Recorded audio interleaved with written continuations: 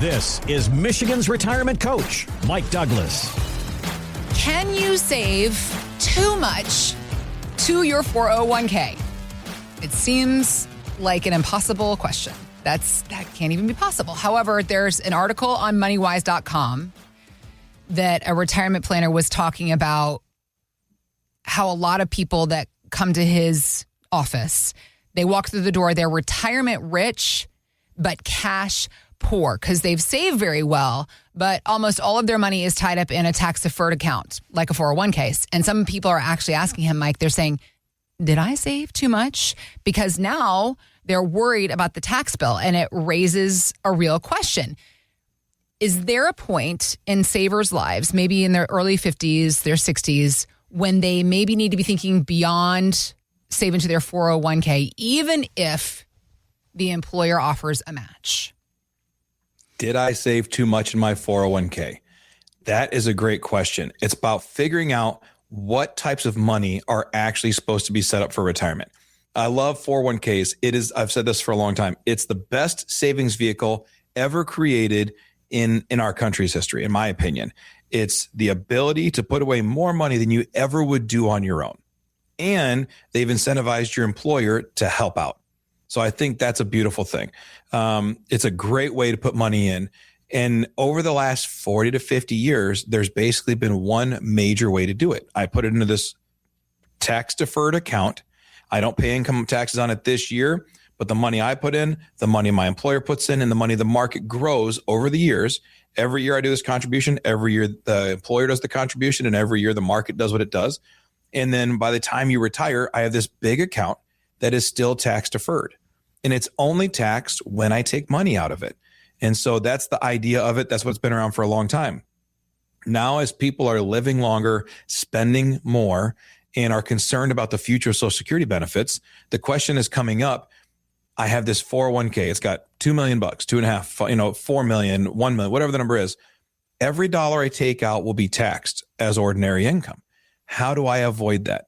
Well, that's a great question. Well, if you're still in the accumulation mode, if you're still working and saying, I'm thinking about putting money away, how do I put it away? There's some things you should know. There's a limit to how much you can put in your 401k every single year. And that number goes up once you hit age 50 and then up again once you're over age 60.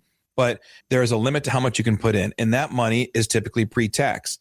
Now, there's a big movement of companies allowing Roth 401ks. Roth 401ks are a great way to put money in tax-free for the future. You're taxing on it today. I'm not getting the income break I normally get, but it goes in there and whatever it earns in the market will never be taxed again. That's a beautiful thing, but it's new. People say all the time, why didn't I do this when I was younger? Because Roth 401ks weren't a thing.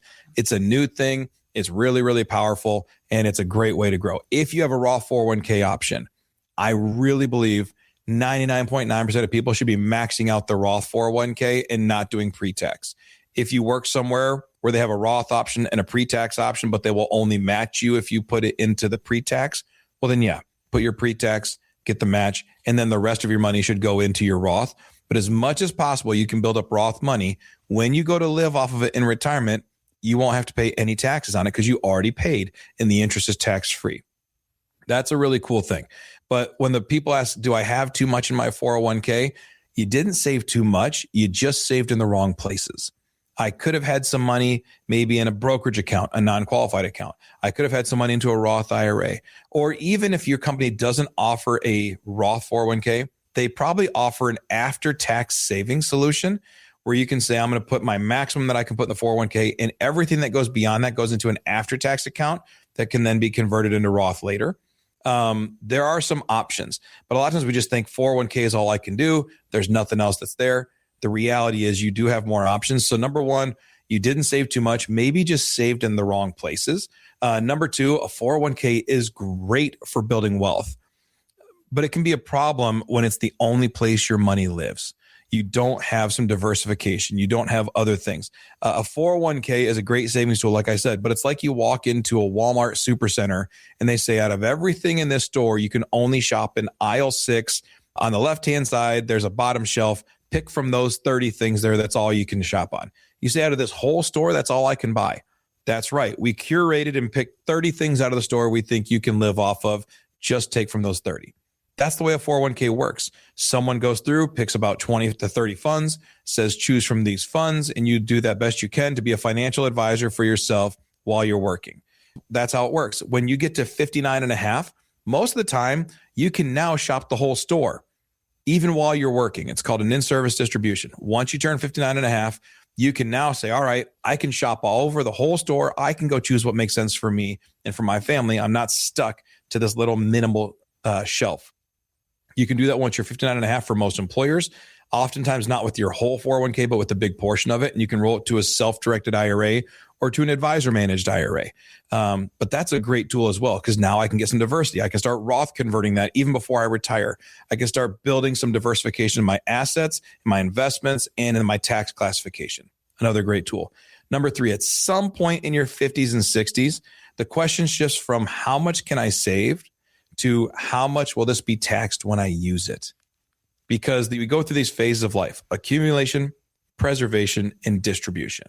So accumulation is what you do the first 35 years or so of your working life. I save, I put it away, I get a match, I contribute, I just keep hanging in there, keep investing, and I grow my number to a certain point. Then once we get about 2 years out from retirement into the first 3 or 4 years of retirement, it's the preservation mode. I just don't want to have the market drop right before I retire. And now I have to keep working longer because my 401k became a 201k because the market lost 50%. So instead, I want to preserve. And so I kind of go into safety mode right before I retire. Then once I'm retired and I kind of settle in and understand my bills and what life looks like, we go into the third phase, which is distribution mode. Now I'm living on it. I have to take money out of it. I want to understand how it works, how it's taxed. And I'm going to live on $5,000 net after taxes, plus my Social Security, plus my pension, whatever. That is what I need to pull from my investments. Well, understanding how the money coming out of different types of investments will be taxed will really help you build a successful retirement plan.